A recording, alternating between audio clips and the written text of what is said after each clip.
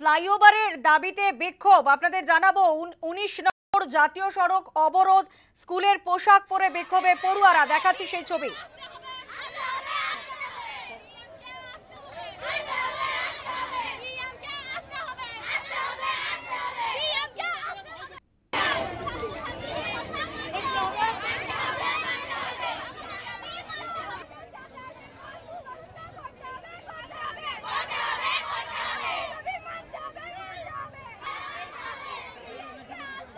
পূর্ব বর্ধমানের ছবি তুলে ধরছি। মেটাল ডিভিসি এলাকার ঘটনা। ফ্লাইওভারের দাবিতে বিক্ষোভে পড়ুয়ারা। দেখছেন সেই ছবি। 19 নম্বর জাতীয় সড়ক অবরোধ করে তারা।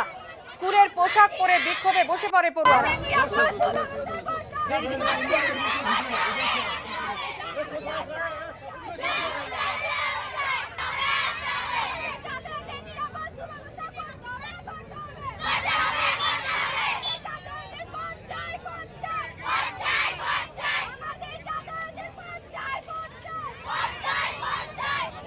আমরা কথা বলবো, আমাদের সঙ্গে টেলিফোন লাইনে রয়েছেন আমাদের প্রতিনিধি বিধান চন্দ্র। বিধান, আমরা দেখাচ্ছি যে ছবি, যে ফ্লাইওভারের দাবিতে রীতিমতো বিক্ষোভে বসে পড়ে পড়ুয়ারা। 19 নম্বর জাতীয় সড়ক অবরোধ করে তারা। অবরোধ কি উঠে গেছে?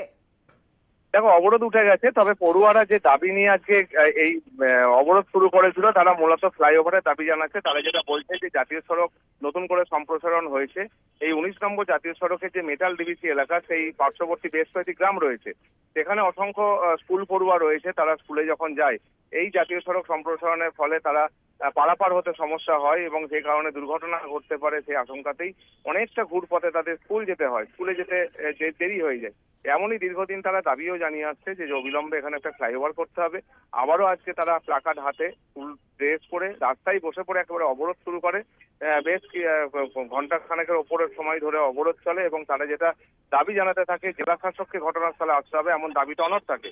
যদিও পুলিশে আস্তে আস্তে অবরোধ উঠে যায়। পুলিশ যেটা জানিয়েছে যে এই যে গোটা যে দাবি, সেই দাবি সম্বলিত একটি স্মারকপত্র তাদের পৌঁছে দিলে সেই নির্দিষ্ট কর্তৃপক্ষকে জানানোর পর সমস্ত পদ্ধতি হবে এবং এই ফ্লাইওভার না হলে আগামী দিনে আবারও আন্দোলন করবে, এমনটাই তারা জানাতে থাকে এবং দীর্ঘ সময় পর অবরোধ অবশেষে উঠে যায়। সানন্দা, ধন্যবাদ বিধান।